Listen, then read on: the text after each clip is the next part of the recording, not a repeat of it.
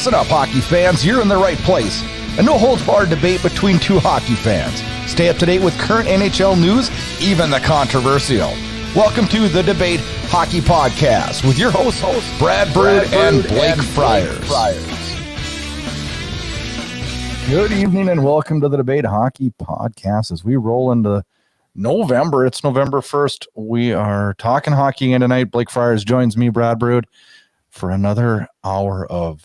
Actually, like another hour and 7 minutes. It always ends at that. I don't know why. We don't plan that. It just does.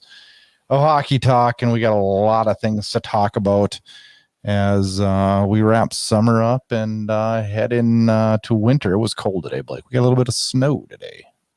I mean, wrap up fall, head into winter, not summer. Oh, yeah. I said summer. We skipped. We freaking skipped it this year. We went from like 70 degrees to 35. Yeah, right. There's not really fall, other than the leaves falling off. That's about it. That's about it. I got to golf last Thursday, last round of the year. Of course, it was my best round of the year, so that just gets me excited for next year already, which sucks. Halloween last night. Did you? What did you do, Blake? Did you do anything for Halloween? Did you do anything for Halloween? Night before, so Saturday night, we went to a staff party. Pretty fun. Just all the guys around the table just shooting the shit about hockey. That's a good time. So I love to do. So yeah, just go around shooting the shit. But I think Michelle said we got 250 trick-or-treaters yesterday. Holy cow. Wow. Yeah, must be in a wild subdivision. Yeah. You got one there. I took my little group, my youngest, my three last night for a little bit, not too far. She doesn't want to go too far, but and people were just handing out candy left and right, and came home and got them settled in and watched a little football, and I started to watch a little baseball, but God, those games take forever, man. Jeez. It was like 8. It was 8:30 in the third inning. It's like, oh my God! Of course, I did stay up and watch the last. Yeah, I forgot you're 2 hours ahead of me. Yeah. I mean, those games. I love living on the West Coast. Everything starts early and it ends at a decent time. Yeah, I don't. Well, the Canucks are on at 7. Like, I like it later at night, but I have kids. Guy, so. I guess. I mean, guy has kids. Yeah, we talked about that last week. Yeah, it's bad. It is what it is. Good news this week. A guy I've watched play hockey since he was about 4 years old. Played his first NHL game, and that was John Lazat from my hometown. Got called up to the Minnesota Wild and played against Seattle in Seattle. And he had 14 minutes of ice time and found his way to the penalty box once, which was something that John frequently does, but a good showing in his first NHL game, and it's fun to see kids who work through the youth program into the high school program to junior hockey in my hometown, and then college hockey. Hey, sorry to interrupt. You're talking about John Lazat, right? Yep. Your mic cut out a little bit. Okay. Yeah. But yeah, good to see him. Get a lot of ice time for your first game, and he did fine. So that was good. Calder hopeful Cole Coffield gets sent to AHL Laval. Did that surprise you today? Honestly, Brad, I haven't had a lot of time to watch hockey on the weekends. I try to get most of my hockey watched during the weekdays because obviously I'm working in the weekends. We play almost every weekend. So like a lot of the times I don't get a chance to really watch on the weekend, but I mean, I haven't really got a chance to watch Montreal, but I didn't realize that he only had 1 point in 10 games. I mean, a little bit of a wake-up call maybe, but I mean, Montreal doesn't really have much to work with right now. It's either a wake-up call for him or it's seriously like that organization saying it's not going to happen this year. I don't know. Are they throwing in the towel this year already? I don't know. Yeah, I don't. No Weber, no Price. I mean, I don't know what to think. Like, you lost your number one defensive center. You lost your heart and soul on the back end. You lost Carey Price. What did fans really expect to happen? I mean, and let's face it, like we talked about it last year a lot. As exciting as it was to see them go on a run like that, like probably, like one of those Calgary 04 runs where it's like, this team isn't that good. They're just no, it was like time, it was like a Edmonton Oilers 06 run. Same as 04 for Calgary. They weren't good a hockey team all year. Either was Edmonton in 06, and they got hot at the right time. They're carried by ball. What all three of those have in common is Mika Kiprusoff, Dwayne Rolson, and Carey Price. Yep. Right. They had goalies that were flat out carrying the ship, and yeah. I don't know. I guess I'm not really surprised that Montreal's, struggling so much this year. You had them finishing 6th in the division, and I had them finishing 5th. I had them higher than you, so that tells you what I know, huh? Yeah. All right, we got a jam-packed show. We're going to get it going right away. We're going to talk a little bit to start it off on the Blackhawks scandal. Go into the cap crunches. Teams keep signing guys for huge-ass dollars. I have no idea how they're going to get these fit in the cap and what's going to happen. We'll go around the league and talk Binnington, Weber, and Blake and I will talk a little bit about our favorite teams as they start 10 games in.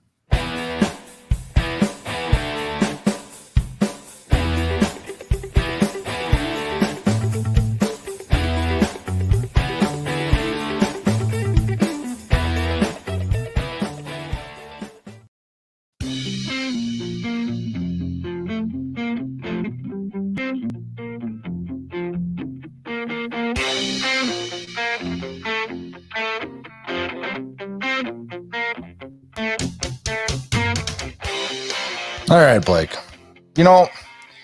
Let's preface this with last week wasn't a real fun week to not watch hockey was fine, but just the news on a daily basis was depressing. I don't even know how else you describe it besides sad, depressing. I mean, just one thing after another, and after another. But I guess to preface the short conversation we have on this, I feel horrible for what happened to Kyle Beach and all the victims, and probably more than we know. That's probably the really sad thing. I still feel bad for Sheldon Kennedy and Theron Fleury and most of all, I guess, everybody in life that has to deal with situations as difficult as that. It's not just the hockey world, it's in life. And I think it's not just the hockey world needs to wake up, which they do, but I think the world needs to wake up and be more accepting to being open about it, I guess. I don't, and also to punish the people, because it's awful. And I don't mean it surfaced in the NHL again this week, and it's not just an NHL problem. It's in all walks of life, unfortunately. And I feel horrible for Kyle Beach and all the victims. So, I mean, that being said, let's talk about what happened. And not about what happened, but what the recourses of what happened. I'm a little confused, and maybe you can fill me in on some of the holes that I'm having on this.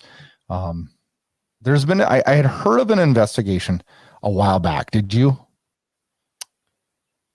Vaguely, I mean. Me too, but it was very vaguely. Like, I didn't even, when I heard about it, I didn't put a whole hell of a lot of stake into it. I just didn't expect something that, I don't even know what the word I'm trying to think of is, but I guess that devastating. You know what I mean?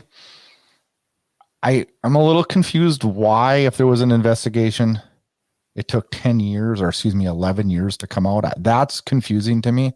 Mm-hmm. I don't know if that was Blackhawks ownership being quiet, or if that was Kyle Beach and the other victims being quiet. I don't know. But I don't know why this stuff keeps coming 10 years later. I think that makes, I guess there's no timeline on when you want to talk about it. I guess I would probably be the best answer for that. But it doesn't make the problem easier. It makes it worse. The investigation was released. I was surprised. Don't you think the whole hockey world was surprised? I mean, in a sense, it was. I didn't think that Kyle Beach would come out as John Doe the day after it got released. That was. I thought that was good, though. It was good. The interview is super tough to watch. Very raw, very emotional. Very sad. That a player had to live with that for 10 years, and just hearing about he how doesn't have to live with it for 10 years. He's gonna have to live with it the rest of his life.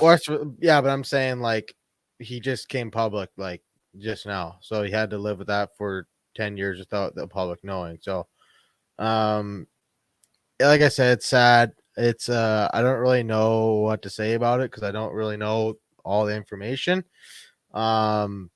I didn't read the 150-page report. I don't know all the info on it. So, and I don't either. I don't know all the ins and outs. I do know. It's there's a lot of stuff that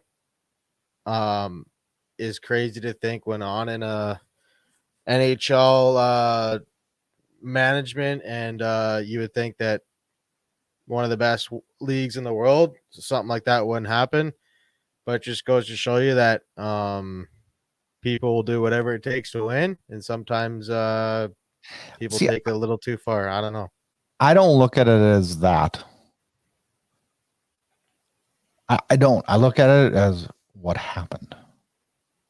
And I think one of the things that's I guess I'll get right to the heart of this. The thing that's bothered me the most of this is the fact that if I put up a picture of Brad Eldridge, the guy who perpetrated all this, the guy who did this, 90% of the hockey world wouldn't recognize him. Mm-hmm. Isn't that the guy we should be plastering all over the media?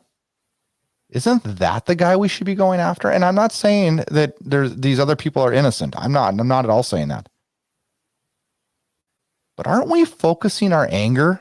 Because I think the hockey world and society as a whole gets angry when things like this happen. I know I was. Because number one, I don't like a black eye on the sport. And this is a freaking black eye on the sport. And I know when I read Theo Fleury's book, I was mad at Graham James. I go through and I scan all the media sites. Yet to see a picture of Brad Eldridge on any of them. I've yet to see anger directed towards him. Now, I'm not saying that some of the anger shouldn't be directed at the Blackhawks and at Stan Bowman, because he dropped the ball. Mm-hmm. He chose to drop the ball. And he should pay the price. And he is. He won't be in hockey anymore, which is probably a pretty stiff penalty. But it was on his watch. He was the leader. I mean, he got to stay in the league 11 years after it happened, though, so didn't get punished. Okay. So, well, he is now. Yeah, and I mean, you let stuff like that happen under your watch. I mean, you go kill a guy, you got to go to prison. We're gonna get to that. I got an example for you later that kind of makes me feel a little weird. As for Joel Quenneville, I know me and you disagree on this, and I'm not saying he shouldn't be punished. I think he should be punished because you know what? He was in the room too, and he was part of that upper management who chose to just be like, hey, let's hold off on this. Probably something he's going to regret till the day he dies. I don't know Joe Quenneville. Everything I've heard and everybody I know is surprised that he made that poor choice.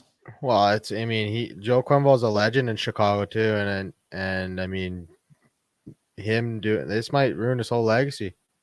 But I don't know how firing him 12 years later helps stop sexual abuse problems. I don't understand that. The NHL didn't really have a choice. Yeah, Everybody in the upper management other than Cheveldayoff got fired. What is upper management? The president, John McDonough. Yep, and Stan the Bowman. GM, because nobody below the GM's upper management in hockey. Well, or the people that were in that meeting got fired, except Cheveldayoff. So let's flip the switch here a little bit, and let's focus a little bit on the players that it's come out that they all knew, and that there was actually some harassment of Kyle Beach. Nothing happens to the players. I'm confused. I mean, now I just said 2 seconds ago that, kicking Quenneville out isn't going to stop sexual abuse. And I don't think it would if you kick the players out either. But I wonder how the players, why it's morally okay for them to not say anything, but it's not for coaches. And I think we've seen that a lot though in sports, haven't we? We've seen a lot of, not just hockey, in all kinds of sports. Sports athletes are immune from getting in trouble. I just think that, I mean, you saw some players get interviewed, and I mean, Taze said that he knew the training camp after it happened, and so that's 9 years in itself, 10 years in itself. I mean, I think now that this has came out, players don't really know what to say. I mean, it's not something that's comfortable to talk about. No, it's not. It's like I said, it's just super unfortunate that this is still happening after, I mean, you saw Graham James and other predators in the sports world, and we're in 2021, and I mean, this stuff still goes on to this day. I mean, you would think that something like this would never happen in a professional sports team in 2010. You would think that we would have some awareness and stuff in place. So I think, like, if you're the NHL, you got to put something in place that protects players and with the PA, and if a player comes forward and says this stuff's happened to me, it's got to be taken seriously. Couldn't agree more. And not swept under the rug, even if you're in the middle of a third round of a playoff series and you haven't won the Stanley Cup in 51 years. It doesn't matter. I mean, all this would have been prevented if you just did the right thing. If he'd have just fired him that day, it would have been fine. And it's a video coach. It's not like it's the head coach. Like, you can go get it. There's thousands of video coaches out there. Like, one thing that I just don't understand, like, that if you just do the right thing, like, none of this would have happened. I will make a point though, and I'm not trying to defend Joel Quenneville, because by no means is he like innocent in this. But Joel Quenneville made a mistake, right? Now, he wasn't doing the actions Joel Quenneville was not doing what Brad Eldridge was doing. Joel Quenneville made a poor judgment call on that day to not push that further with his superior, right? Bad choice, right? Danny Heatley made the choice to drive drunk, killing his teammate. Danny Heatley made a mistake. Joe Quenneville made a mistake. Danny Heatley played in the league. Yeah, I don't know. I mean, I'm not minimizing what happened. I'm just saying mistakes are mistakes, right? But why is it when a player makes a mistake, he gets a second chance, but when a coach makes a mistake, crucified, gone forever? Ask Bill Peters. I don't have an answer for you. I don't know. Rocky Wirtz sent a message in saying that he wants Eldridge's name off the cup or X'd out. What are your thoughts on that?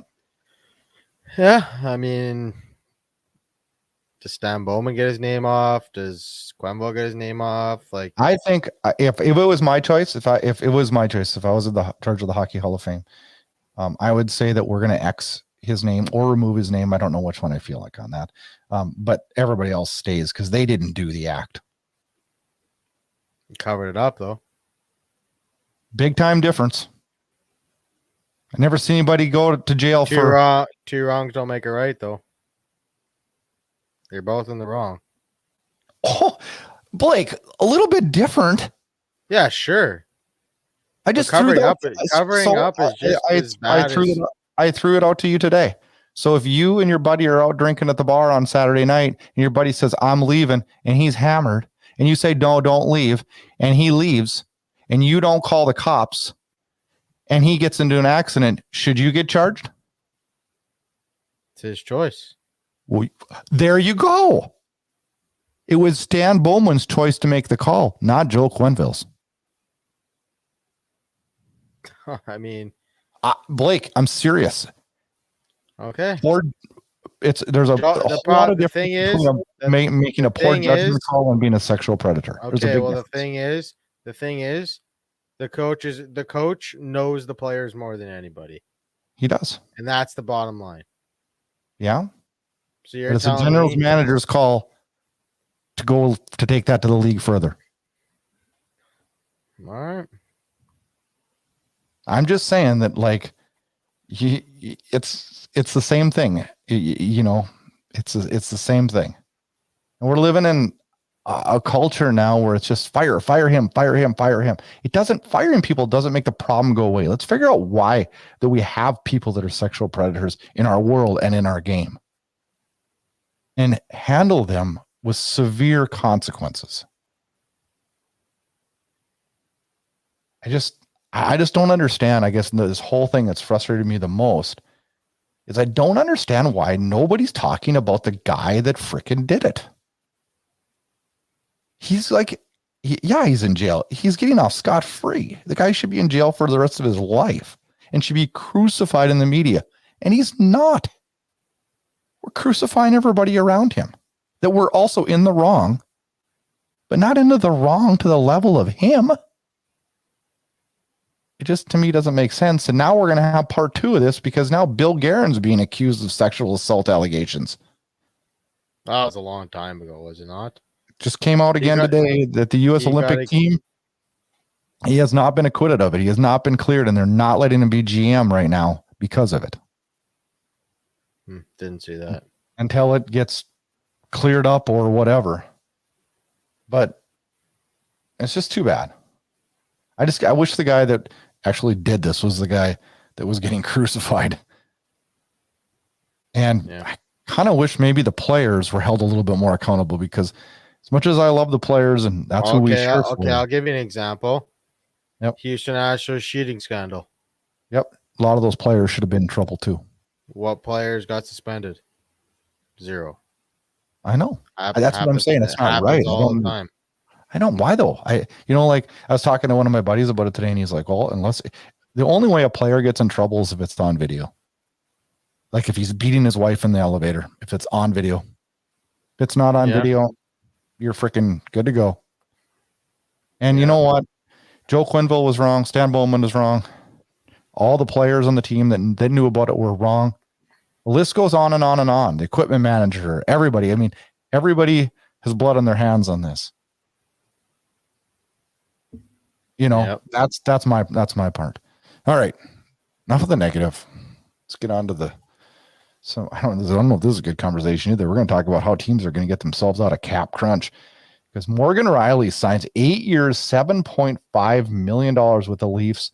And when I saw this, I thought, how in God's green earth is Toronto going to make this work? They have 5 players now that will account for 58.9% of their salary cap next year. 5 players account for 58.9%. Yep. And this contract has a full no move clause that kicks in immediately and covers the entirety of the 8-year extension. So he got technically a full move clause for 9 years, because this contract doesn't start for next year. Yep. No, it's not every year though. It's a 10 team in the final 2 years. So he's got 7 years before he has a 10-team move clause. Yeah. Holy cow. Yeah, I don't know how they're gonna do it. Is this like further proof that like Dubas is like, I got to win this year or I'm fired? This is almost like Peter Chiarelli signing Nico Koskinen and then getting fired. Like why let the guy do it? You know? Oh my God. When I saw that contract, I don't mind. I like the term. You get him for 8 years. I mean, the dollar isn't too bad. But it's bad if you look at the quantity of dollars they already have. That's where I'm getting at. I'm just I'm trying to see here. So you got, I mean, Campbell's got to get paid next year. How much cap do they have next year? They got $6.2 million of cap to sign 2 defensemen and a goalie, and round out your depth. And each depth is going to be $800,000, right? Like I said, good luck. This team's got to win now. I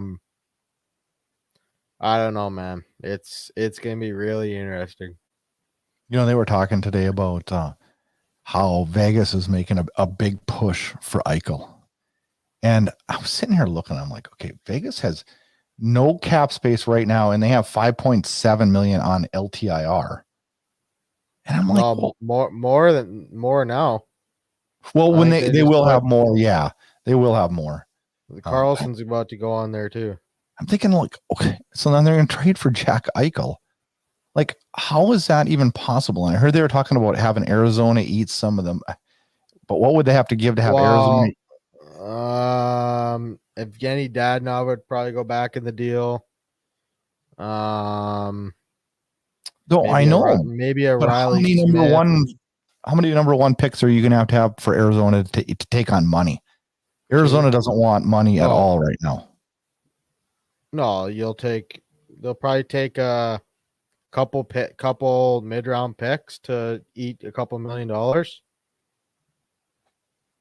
Yeah, but Arizona doesn't even have the money to do it though now. Like, yes, they have the cap space to do it, but that organization's in big trouble outside of this. Yeah, it'll be interesting to see what happens though. I mean, I think Eichel's on his way to Calgary. You do think he's going to go to Calgary, huh? Yeah, in a deal centered around Sean Monahan. So you think Monahan? What would it be if it went to Calgary? Because it sounds like it's down to Calgary and Vegas, and I just don't know how Vegas does that. I don't know how Calgary does it. Sean Monahan, a first round pick, and I don't think the ask is going to be as high as maybe Valimaki. Yeah, I wouldn't give more than that. Valimaki. I mean, that's a first Monahan and Valimaki, or maybe give him a second, and they instead of a first, they get like a third in Dylan Dubé. Maybe. No, they won't get rid of Dubé. I don't think. I mean, like keep your pit first. No, I don't think they do that. I mean, you're getting Jack Eichel though. I mean, yeah, but we're getting Jack Eichel with a broken neck. Okay, then you still get it for the next 5 years. I think you do Monahan. The biggest hurdle that Calgary has though. The biggest hurdle that Calgary has is Sean Monahan's not going to waive to go to fucking Buffalo. That's the hurdle. That's the hurdle that's holding up this deal. You're right. So why would he? Why would Sean Monahan agree to go to Buffalo to make Calgary a better team? No. I would be like, fuck that. You gave me no move clause for a reason. So like, okay, we go down the list. Would you trade Matthew Tkachuk in a deal for Eichel? Talking about guys' salary. Just talking about guys' salary. I would do I would do a Kachuk Eichel straight up. Okay, so I'm just throwing out Wouldn't guys' put anything salary with it, again. Lindholm, probably not gonna move in No, him. no, Coleman's got a no move clause. nope. Wouldn't Lucci's move him no anyways. move. Well, I Backlund moved no the- move. Monahan no move. Johnny Gaudreau no move. So, in a sense, you guys are like the Leafs. All your guys have no move clause. So, if you want to make a trade, you can't really do anything because you're really handcuffed in your no move clause. Yeah. Do you lose a I'm guy not even saying a move right now would be the best for the team. I'm not even saying that. I'm just saying you actually think you're the one that said they'd probably go to Calgary. What I was thinking, and Calgary's 6-1. They're getting carried by Jacob Markstrom, and Sean Monahan is not really doing anything right now. not getting carried by Jacob Markstrom. Pardon me? We're getting scoring too. Pardon We're me? not winning 1-0, dude. We're winning 4-0. Pardon me? Who has Jacob 3 straight shutouts? Jacob Markstrom. Okay. But we're not scoring 1 goal. We're getting good offense too. Okay, but Last week goaltender's been playing lights out. And we put in our other goalie in 1 too. Twice. Okay. By 2 goals.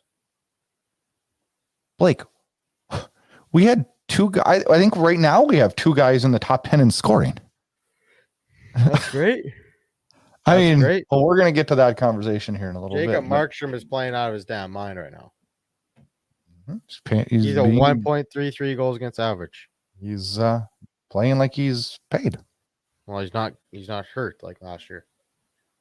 Adam Fox signs a 7-year, $9.5 AAV extension with the Rangers, and boy, I don't know how the Rangers are going to afford the cap. Yeah, we were talking about that a couple weeks ago. They got to sign Fox. So is that higher than what you thought? Not for that many years. It's about fair. It's pretty fair value. Is that the same as McCarr signed? McCarr got 1 extra year. He did. He got 8 years at 9.5. Excuse me. 9.5. Yeah. So let me see. Next year, what do they got to do next year? They got to re-sign Gorgiev if they want. Ryan Strom's a free agent. That'll be interesting contract negotiation. Sammy Blais, he won't cost too much. Capo Caco is going to be an interesting case. I don't think they won't re-sign him. They won't give him very much. He's an RFA.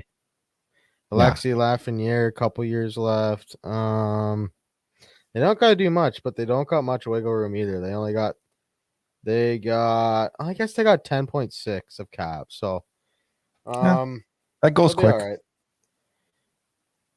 You got Zibanejad's 8.5 kicking in next year, and then 9.5 for Fox kicking in next year. So a lot of money to kick in. All right, time to go around the NHL.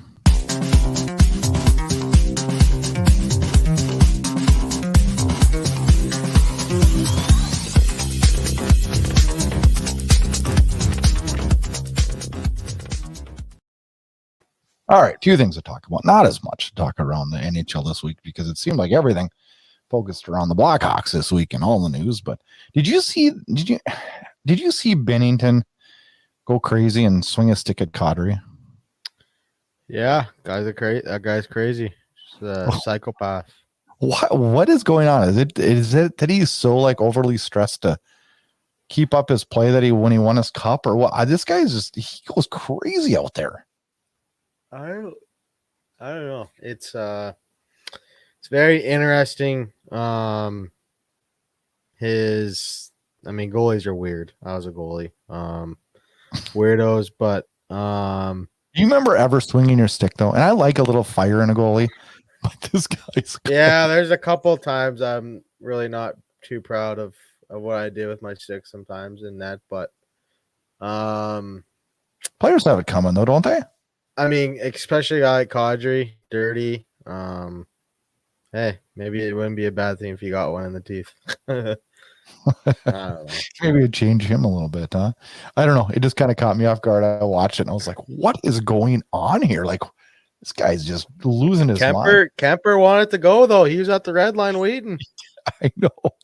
Kemper's probably pissed at how he's been playing. I thought Kemper would be a whole hell of a lot better than he is, but it takes time though. That stuff doesn't happen overnight. You just goalies go through struggles, man. They all do. Shea Weber, me and you have talked about it numerous times, and we fear that he's probably at the retirement point. But Drouin kind of let it slip out this week that he's basically retired. He won't come back for us. You move on. Hockey's over for him. Did that surprise you? And no, it didn't surprise me at all. I mean, the guy's body's just done. I mean, he's put a lot of miles on the tires, and he's at the end of the road, and now he's just gonna go on LTIR and ride off into the sunset. He's not gonna screw over Nashville. He's not gonna do it. He'll go on LTIR for another 4 years. What time though? Okay, because if he was to retire, Nashville's on the hook for like 7.857 until 25-26. No, in like 2026, it's like a $24 million cap hit. It says right here. This is. It goes up each year. No, I'm reading the thing here. It says if Weber was officially to retire from the NHL instead of being on long-term injured reserve like he is now, the Nashville Predators, the team that signed Weber to a 14-year contract back in 2012, would face a cap charge for the next 5 seasons. Weber holds a 7.857 until but according to Puckpedia, over the summer, the recapture penalties would be $6.1 million per season for 4 years to Nashville, and just over $200,000 for the Canadians. Which is actually kind of bullshit, because I think that fucking Philadelphia should have that. They're the ones that offered him the deal. Like, he never played for Philadelphia. They're not taking the recapture. Nashville had to match it though. So they didn't have to match it. They had no choice though. They didn't have to though. Yes, they did. Nothing. Yes, Blake, they did. There is no way this can go back. You are not letting your captain walk for nothing. They don't. Yes. So you signed him. So you have to take on that responsibility of that contract. It's just such a bullshit offer sheet. I remember seeing that. It's like, what the fuck? What is this? Like, what are they doing? It worked amazingly though, didn't it? For who? It put teams in a rock and a hard place, right? Isn't that what offer sheets do? That's why nobody. Really. I mean, how many off sheets have been successful other than Kotkaniemi's? Calgary tried to offer-sheet Ryan O'Reilly. Wasn't successful. Edmonton tried to offer-sheet Thomas Vanek. Wasn't successful. I'll tell you one that was Anaheim offer-sheeted Dustin Penner. And Edmonton said, thank you for your 4 first-round picks. See you later. Absolutely. So it was successful for Edmonton. Okay. But I'm saying, like, not many times that the team that offer-sheets the player gets that player. Did I ever tell you that I played on the same summer senior men's hockey team as Dustin Penner? In the Botano College? Yeah. He played summer hockey in Minot. He was a nice guy. All right. Let's talk about our favorite teams. What's going on? I had your Canucks finishing 3rd, and they still may. I mean, we're only 9 games in. Well, we're 9 games in for Vancouver. They sit with 7 points. They've lost 3 in a row. What surprises me about this team is they're not scoring. Pettersson looks non-existent out there. The power play, JT Miller, I believe, has 1 goal. Am I wrong or right? Right there, like 1 goal. He's got 9 points. So okay, so Connor Garland has no points, no goals at home. This team's reeling. There is a good sign though. Your goaltending has been good. Both your guys have good save percentages, and honestly, your goaltending hasn't been any problem at all. It's just that a team that I thought was going to be very offensive heavy this year is not at all. Yeah. They got some guys that they miss Brian Sutter a lot in the penalty kill. He's their only right-hand centerman. They miss Tyler Mott in the penalty kill. They're getting scored on a lot in the penalty kill. That's something that they must clean up if they want win some more hockey games. Your best players got to start being your best players. I guess that's what happens when you miss camp and miss training camp and fucking. And missed 30 games last year, right? It was around 30 games he missed. Yeah, he only played 20 games last year. So, I'll give PD 10 games. I mean, he knows. I mean, he's puts a lot of pressure on himself to succeed, and he knows that. I mean, if he struggles, the team's going to struggle. I mean, it's a great sign that Travis Hamonick's back at practice today. He went and played a couple games down in Abbotsford. Seems like he's ready to go. I'm sure he'll play with Hughes again, and he'll help the penalty kill. He's a poor man's Chris Tanev, so that should help the back end a lot. I've liked Oliver Ekman-Larsson. I think he's fit in pretty well. I haven't got to out of 9 games. I think I've only watched 5 because I work on the weekends, so I didn't get a chance to watch the Oiler game on Saturday. But I mean, yeah, the Canucks are 3-5-1. But the bright side about it is out of 4 of those 5 losses are only by 1 goal. So, yeah. I mean, a power play goal here, a Pettersson goal here, JT Miller goal here. We're talking about a different record. And that's the frustrating part about it is the Canucks are 1 shot away from either winning or tying games. And right now the puck's just not going in. It's early. I mean, a lot of fans are calling for Travis Green's head right now. And is he on the hot seat? I believe he is. I mean, because what other card does Jim Benning have to play? He already made the big trade. He already made the big trade with Arizona. They don't got much cap space. So really, that's the only card he has left in his fucking deck of cards. Quite honestly, when I look at their roster too, I mean, their roster on paper looks solid. Maybe a new voice is needed. I don't know. Maybe Green's lost the room. It's hard to say. I don't know. Yeah, you don't know.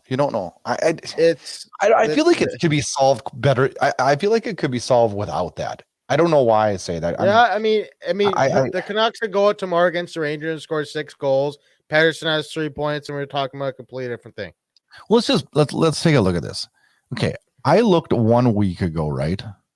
And Calgary was ranked in the NHL Network's power rankings as 22nd.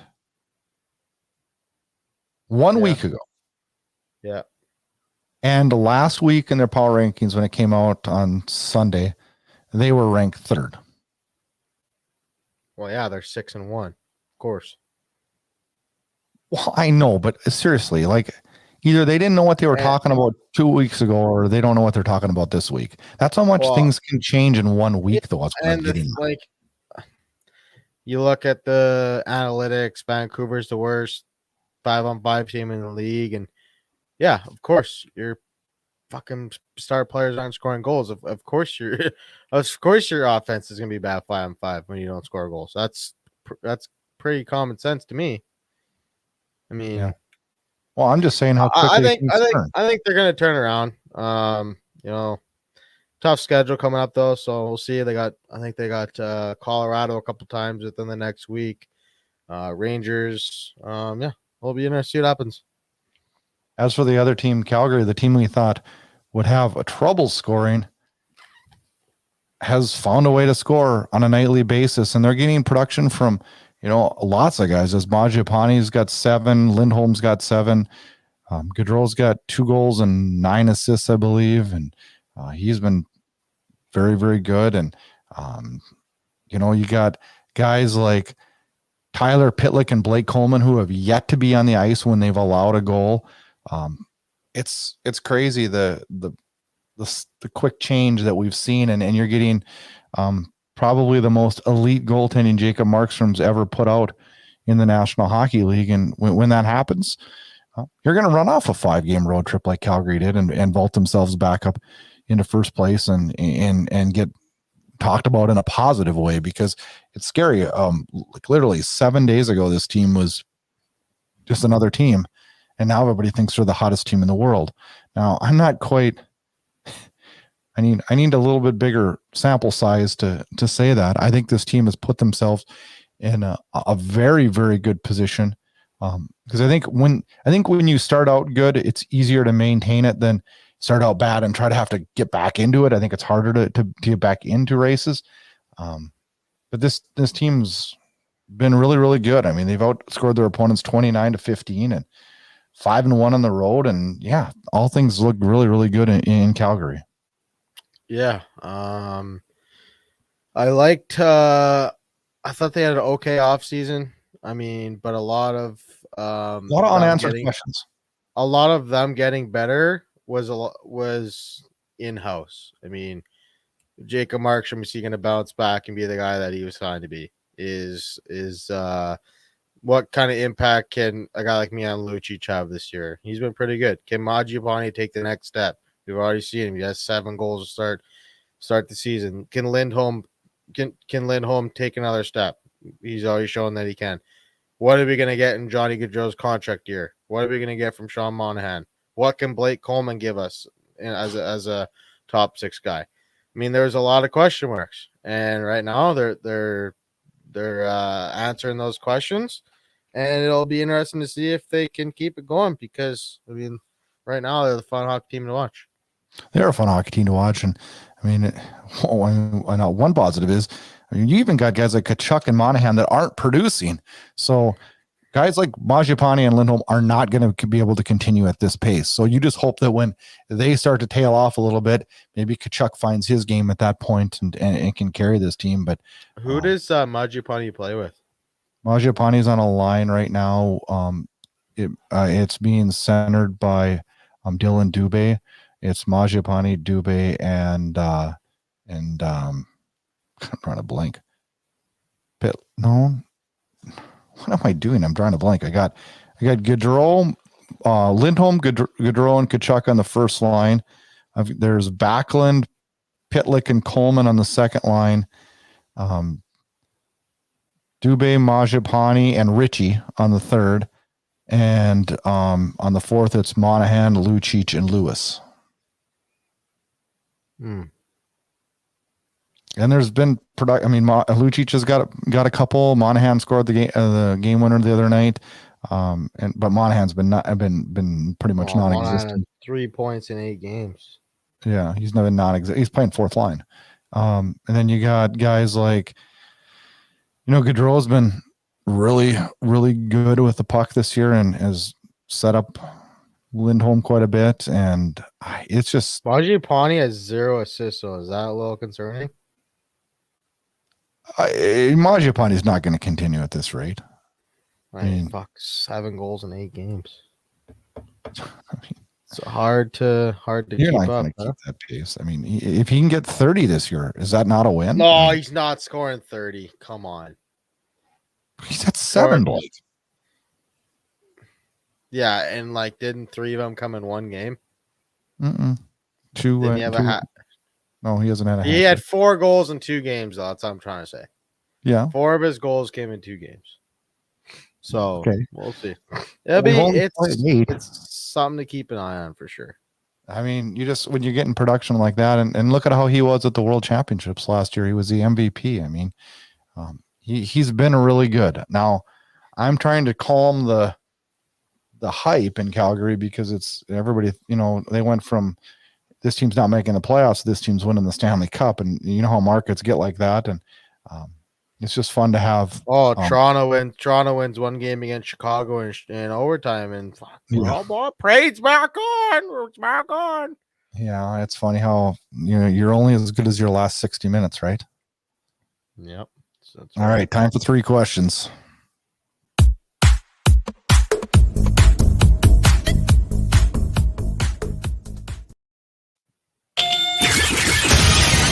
It's time for 3 questions.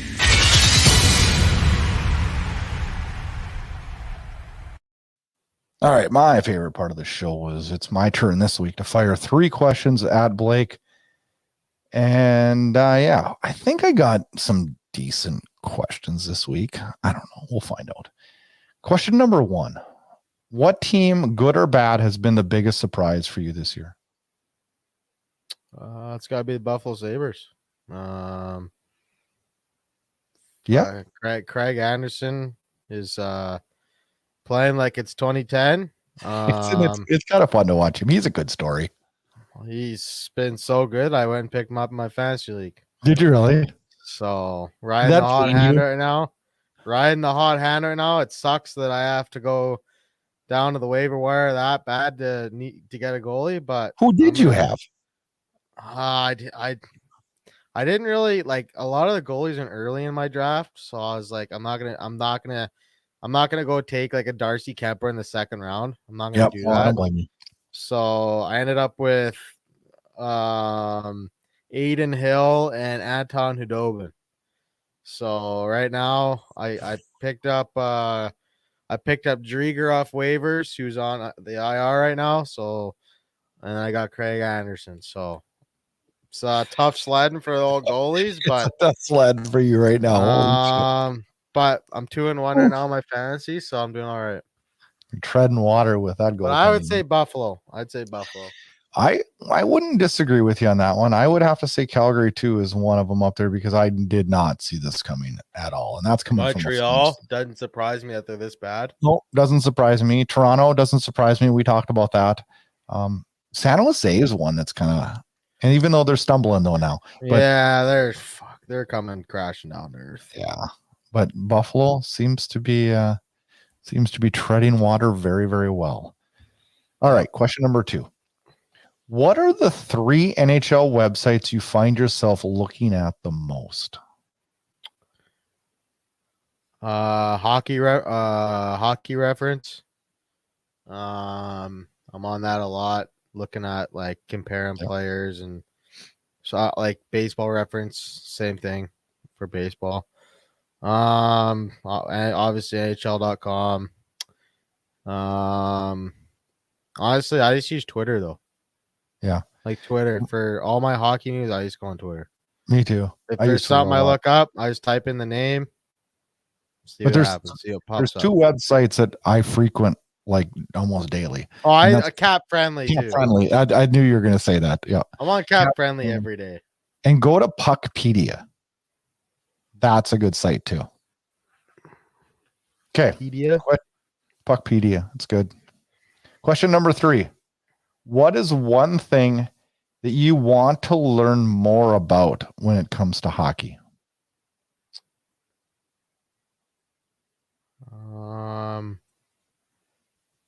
I mean, with the position I'm in now, I'm in an office with both coaches, and they're always talking about drawing up plays and whatnot. Systems. So it's systems, and you're learning. I mean, I was a goalie. I don't know fuck all about forwards and where they should be, and defensemen and shit like that. So, I mean, it's pretty cool. Like they bring in the power play and they draw it up on the board, and we watch video in there, and they're saying, "Oh, this guy," and it's really interesting to learn. And I'm just like kind of soaking it all up and kind of being like a sponge and learning everything I can from those guys. And I mean, they're kind of teaching me a kind of new perspective of the game that I really didn't know. And I'm starting to create like an open mind a little bit, and okay, I didn't really see it from that perspective. And they're trying to drag the bias out of my soul. Tell them good luck and my condolences. Be a little bit more subjective and look at a new perspective about the Canucks. And holy shit, these guys, I might have to send them a Christmas card. Yeah, I don't know.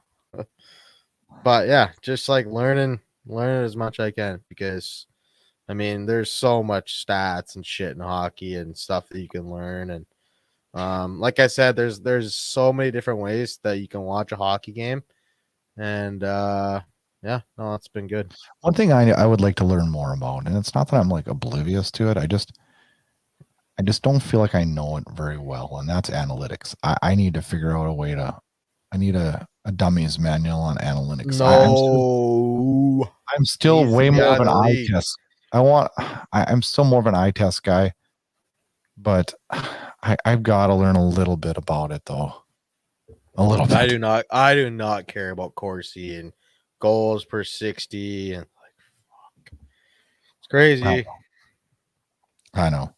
I know. I just feel like I feel like I at least owe it to the sport to like learn it.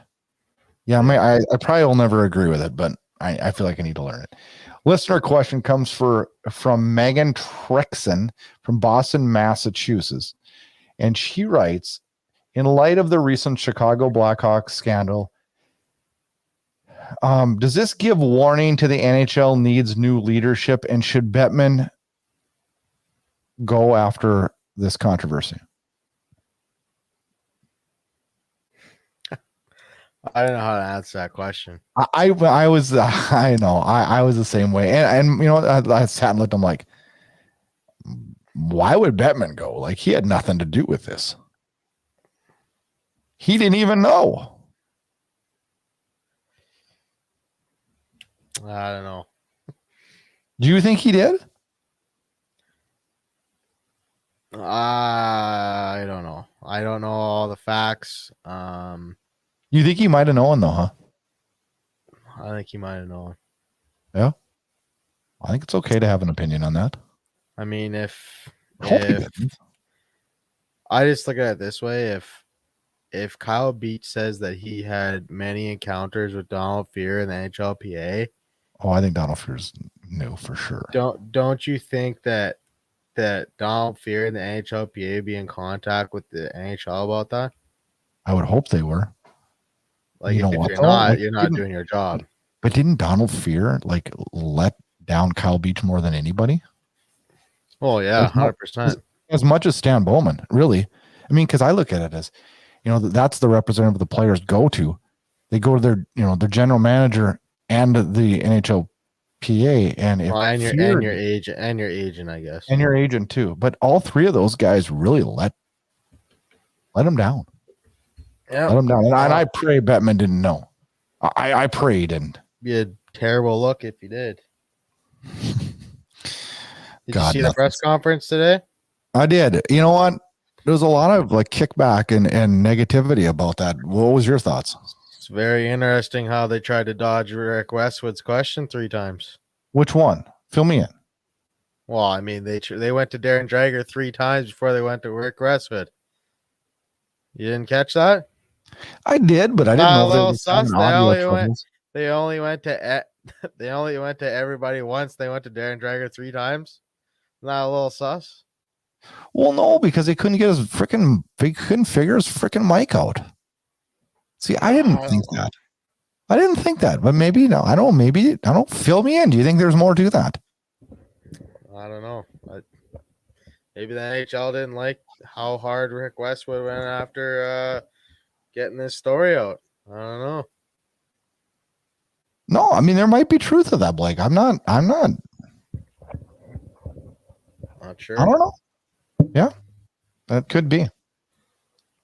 Well, I guess that's another perspective to look at. I guess, you know, interesting. I hope we don't have to talk about that anymore. Next Monday we are back with another live episode. I pray it's just hockey news this week. Just fun, good, hard-fought game stories, and maybe a trade. God, wouldn't it be great if Eichel would get moved or something? So we had something good to talk about there. And I don't want any more of this controversy, problems, and BS. Our condolences go out to everybody involved in any form of abuse. The season's off to a great start. We got to talk about good hockey, not negative stuff. The world sucks right now, and hockey's my escape. And when this bullshit gets into my escape, then I get a little frustrated. So don't forget, hockey fans, November is Hockey Fights Cancer Month. I'll have a link to donate on our webpage and on the link for this podcast. Please do what you can. Cancer affects so many in a negative way, and every little bit of donation helps out with that, and we pray that you can do your part. Check out Inside Edge Hockey Media Group on YouTube. That's where you can subscribe to the Debate Hockey Podcast. Get on over to Apple Podcasts. Rate, review, subscribe, all that good stuff. Enjoy this week's hockey action. We're back next week to talk a little bit more hockey. Get connected to the Debate Hockey Podcast on all forms of social media. Follow the show on Twitter @Debate Hockey, and follow the hosts on Twitter @Brad Burud and at Friars_Blake. The Debate Hockey Podcast can also be found on Facebook, and check out the podcast website for all the current and archived shows at debatehockey.com. Get connected, stay connected for insight, opinions, and yes, controversy. Thanks so much for listening to this episode of the Debate Hockey Podcast with your hosts Brad Burud and Blake Friars. For more great content and to stay up to date, check out debatehockey.com and on Twitter at debatehockey. We'll catch you next time.